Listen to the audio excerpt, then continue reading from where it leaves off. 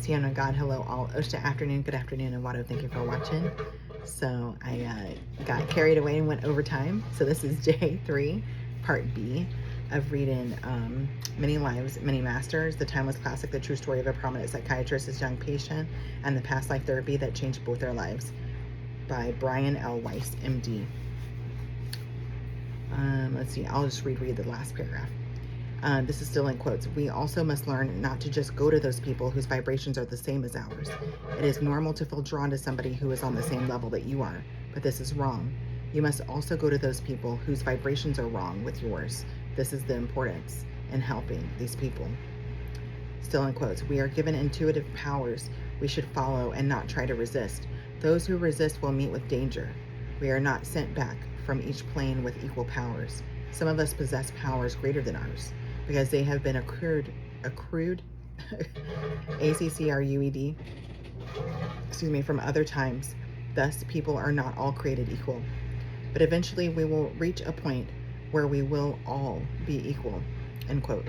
Catherine paused. Any of these thoughts were not hers. She had no background in physics or metaphysics. She knew nothing about planes and dimensions and vibrations, but beyond that, the beauty of the words and thoughts, the philosophical implications of these utterings, these were all beyond Catherine's capabilities. She had never talked in such a concise, poetic manner. I could feel another higher force struggling with her mind and vocal cords to translate these thoughts into words so that I could understand. No, this was not Catherine. Her voice had a dreamy tone. End quote. People who are in comas are in the state of suspension. They are not ready yet to cross into the other plane until they decide whether they want to cross or not. Only they can decide this. If they feel they have no more learning in physical state, then they are allowed to cross over. But if they have more learning, then they must come back, even if they do not want to. That is a rest period for them, a time when their mental powers can rest, end quote.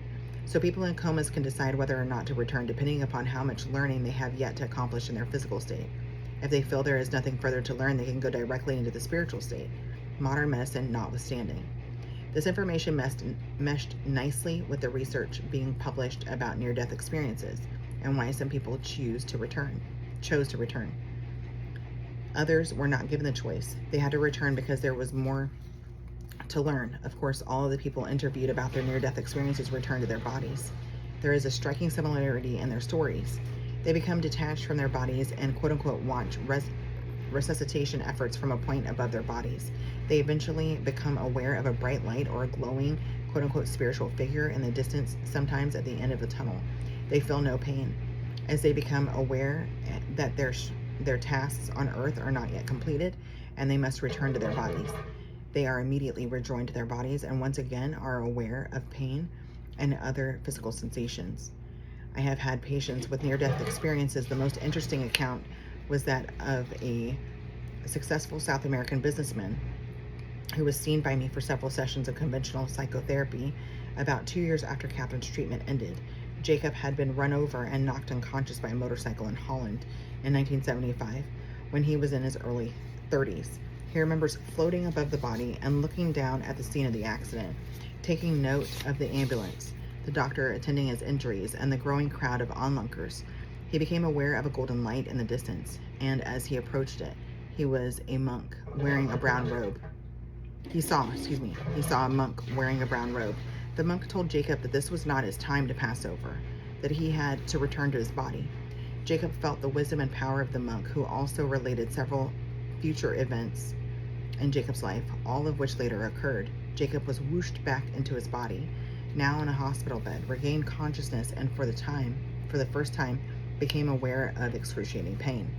In 1980, while traveling in Israel, Jacob, who is Jewish, visited the Cave of the Patriarchs in Hebron, which is a holy site to both Jews and Muslims. After his experience in Holland, he had become more religious and had begun to pray more often. He saw the nearby mosque and sat down to pray with the Muslims there. After a while, he rose to leave. An old Muslim man came up to him and said, in quotes, "You are different from the others. They very rarely sit down to pray with us," end quote. The old man paused for a moment, looking closely at Jacob before continuing, end quotes, "You have met the monk. Don't forget what he has told you," end quote. 5 years after the accident and thousands of miles it says, and thousands of miles distant. An old man knew about Jacob's encounter with the monk, an encounter that happened while Jacob had been unconscious. In the office, pondering Catherine's latest revelations, I wondered what our founding fathers would have thought about the proposition that all humans are not created equal. People are born with talents, abilities, and powers accrued from other lifetimes, end quotes, but eventually we will reach a point where we will all be equal, end quote. I suspected that this point was many, many lifetimes distant. I thought about the young Mozart and his incredible childhood talents. Was this also a carryover of former abilities? Apparently we carried over abilities as well as debts. I thought about how people tended to congregate in homogeneous groups, avoiding and often fearing outsiders. This was the root of prejudice and group hatreds, end quote. We also must learn not to just go to those people whose vibrations are the same as ours, end quote, to help these other people. I could feel the spiritual truths in her words, end quote. I must come back, Catherine resumed. I must come back, end quote. But I wanted to hear more. I asked her who Robert Jared was. She had mentioned his name during the last session, stating that he needed my help, end quote. I don't know. He may be in another plane, not this one. Apparently she could not find him. Only when he wants, only if he decides to come to me, she whispered. He will send me a message. He needs your help, end quote. I still could not understand how I could help, end quote. I don't know, Catherine answered. But you are the one to be taught, not I, end quote. This was interesting. Was this material for me, or was I to help Robert Jared by being taught? We never did hear from him, end quote. I must go back, she repeated. I must go to the light first. Suddenly she was alarmed. Oh, I've hesitated much too long. Because I hesitated, I have to wait again, end quote.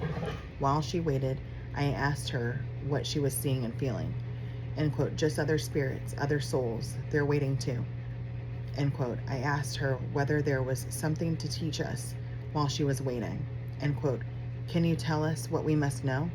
I asked, end quotes. They are not here to tell me, she replied, fascinating. If the masters were not there for her to hear, Catherine could not independently provide the knowledge, end quotes. I'm very restless being here. I do want to go. When the time is right, I will go, end quote. Again, minutes silently passed. Finally, the time must have been right. She had fallen into another lifetime, end quotes. I see apples and a house, a white house. I live in the house. The apples are rotten, worms, no good to eat. There is a swing on the tree, end quote. I asked her to look at herself, end quote. I have light hair, blonde hair. I'm 5 years old. My name is Catherine, end quote. I was surprised. She had entered her present lifetime. She was Catherine at age 5, but she must be there for some reason, end quote. Did something happen there, Catherine, end quote. In quotes, my father is angry at us because we're not supposed to be outside. He's hitting me with a stick. It's very heavy. It hurts. I'm afraid, end quote. She was whining, speaking like a child, end quote. He won't stop till he hurts us. Why does he do this to us? Why is he so mean, end quote. I asked her to see her life from a higher perspective and to answer her own questions. I had recently read about people being able to do this. Some writers called this perspectives one's higher self or greater self. I was curious whether Catherine could reach this state if it existed. If she could, this would be a powerful therapeutic technique, a shortcut to insight and understanding, end quotes. He never wanted us, end quote. She whispered very softly. He feels we're an intrusion in his life. He doesn't want us, end quote. Your brother too? I asked. Yes, my brother even more. They never planned for my brother. They weren't married when he was conceived, end quote. This proved to be startling new information for Catherine. She had never known about the premarital pregnancy. Her mother later confirmed the accuracy of Catherine's revelation. Although she was recounting a lifetime, Catherine now exhibited a wisdom and perspective about her life that had previously been restricted to the in-between or spiritual state. Somehow there was a quote-unquote higher part of her mind, a sort of superconscious. Perhaps this was the higher self that others have described. Although not in contact with the masters and their spectacular knowledge, nevertheless, in her superconscious state, she possessed profound insights and information, such as her brother's conception. The conscious Catherine, when awake, was much more anxious and limited, much simpler and comparatively superficial. She could not tap into the superconscious state. I wondered if the prophets and sages of Eastern and Western religions, those called quote-unquote actualized, were able to utilize the superconscious state to obtain their wisdom and knowledge. If so, then we all had the ability to do so, for we must all possess the superconscious conscience. The psychoanalyst Carl Jung, Jung, was aware of the different levels of consciousness. He wrote about the collective unconscious, a state with similarities to Catherine's superconscious. I would become increasingly frustrated by the uncrossable gulf between Catherine's conscious, awake intellect and her trance-level superconscious mind. While she was hypnotized, I would have fascinating philosophical dialogues with her at the superconscious level. When awake, however, Catherine had no interest in philosophy or related matters. She lived in the world of everyday detail, oblivious of the genius within her. Meanwhile, her father was tormenting her, and the reasons were becoming evident. End quotes, he has many lessons to learn. End quote, I stated in a questioning way. End quotes, yes, so he does. End quote. I asked her if she knew what he had to learn. End quotes, this knowledge is not revealed to me. End quote, her tone was detached, distant. End quote, what is revealed to me is what is important to me, what concerns me. Each person must be concerned with him or herself, with making him or herself whole. We have lessons to learn, each one of us. They must be learned one at a time, in order. Only then can we know what the next person needs, what he or she lacks, or what we lack to make us whole. End quote. She spoke in a soft whisper, and her whisper conveyed a feeling of loving detachment. When Catherine spoke again, the childlike voice had returned. End quote. He's making me sick. He's making me eat the stuff that I don't want. It's some food, lettuce, onions, stuff I hate. He's making me eat it, and he knows I'm going to be sick, but he doesn't care. End quote. Catherine began to gag. She was gasping for air. I again suggested that she view the scene from a higher perspective, that she needed to understand why her father acted this way. Catherine spoke in a raspy whisper. End quote. It must fill some void in him. He hates me because of what he did. He hates me for that, and he hates himself. End quote. I had nearly forgotten about the sexual assault when she was 3 years old.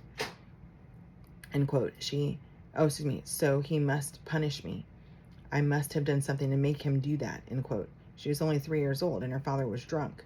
Yet she had carried this guilt deep within her ever since. I explained the obvious.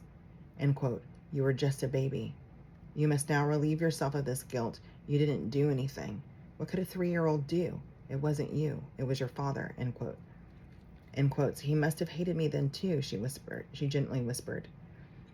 I knew him before, but I cannot draw on that information now. I must go back to that time. End quote. Although several hours had already passed, I wanted to go back to their previous relationship. I gave her detailed instructions. End quote. You are in a deep state. In a moment, I'm going to count backward from 3 to 1. You will be in a deeper state, and you will feel totally safe. Your mind will be free to roam back in time again, but to the time when the connection to your father and your current life began, back to the time that had the most significant bearing on what happened in your childhood between you and him. When I say 1, you will go back to that lifetime and remember it. It is important for your cure. You can do that. 3, 2, 1. End quote. There was a long pause. End quotes. I do not see him, but I see people being killed. Her voice became loud and husky. We have no right to abruptly halt people's lives before they have lived out their karma. And we are doing it. We have no right. They will suffer greater retribution if we let them live. When they die and go to the next dimension, they will suffer there. They will be left in a very restless state. They will have no peace, and they will be sent back to their lives. They will be sent back, but their lives will be very hard, and they will have to make up to those people that they hurt for their injustices that they did against them. They are halting these people's lives, and they have no right to do that. Only God can punish them, not us. They will be punished. End quote. A minute of silence passed. End quotes. They are gone, she whispered. The Master Spirits had given us one more message today, strong and clear. We are not to kill, no matter what the circumstances. Only God can punish. Catherine was exhausted. I decided to postpone our pursuit of the past life connection to her father, and I brought her out of her trance. She remembered nothing except her incarnations as Christian and as young Catherine. She was tired, yet peaceful and relaxed, as if a huge weight had been lifted from her. My eyes met Carol's. We were also exhausted. We had shivered and we had sweated. Hanging on to every word, we had shared an incredible experience. Chapter 6.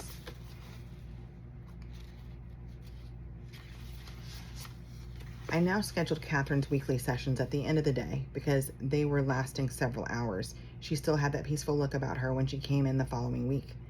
She had talked with her father on the phone without giving him any details. She had in her way forgiven him. I had never seen her this serene. I marveled at the rapidity of her progress. It was rare for a patient with such chronic, deep-seated anxieties and fears to improve so dramatically. But then, of course, Catherine was hardly an ordinary patient, and the course her therapy had taken was certainly unique. In quotes, I see a porcelain doll sitting on some type of mantle. She had quickly fallen into a deep trance.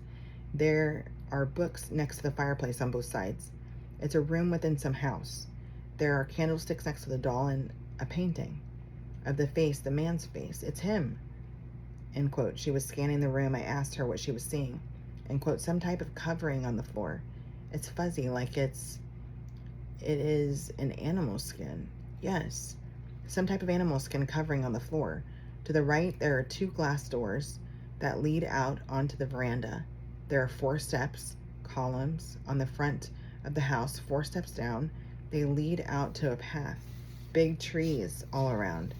There are some horses outside. The horses are bridled to some posts that are sitting out front. End quote. In quotes, do you know where this is? I inquired. Catherine took a deep breath. In quotes, I don't see a name, she whispered, but the year must be somewhere. It's the 18th century, but I don't. There are trees and yellow flowers, very pretty yellow flowers. End quote. She was distracted by these flowers. End quotes. They smell wonderful. They smell sweet. The flowers, strange flowers, big flowers, yellow flowers with black centers in them. End quote. She paused, remaining among the flowers. I was reminded of a field of sunflowers in the south of France. I asked her about the climate. End quotes. It's very temperate, but it's not breezy. It's neither hot nor cold. End quote. We were not making any progress in identifying the locale. I took her back into the house away from the fascinating yellow flowers, and I asked her whose portrait was above the mantle. End quote. I can't. I keep hearing Aaron. His name is Aaron. End quote. I asked if he owned the house. End quotes. No, his son does. I work there. End quote. Once again, she was cast as a servant.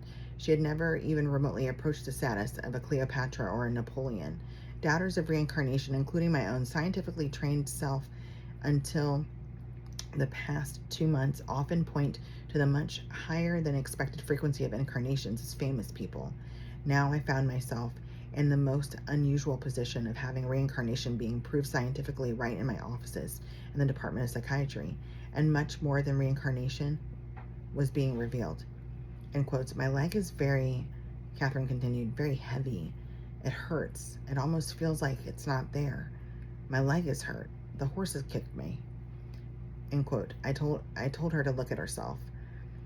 End quote. I have brown hair, brown curly hair. I have some type of bonnet on, some type of white bonnet. A blue dress with some type of pinafore on the dress. Apron. I'm very young, but not a child. But my leg hurts.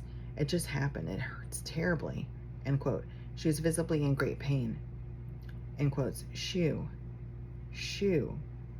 He kicked me with a shoe.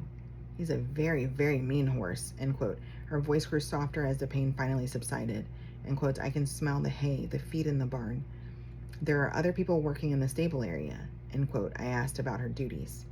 End quote. I was responsible for serving in the big house. I also had something to do with milking the cows. End quote. I wanted to know more about the owners. We'll leave it there. Done to go till we meet again. Love you, mean it.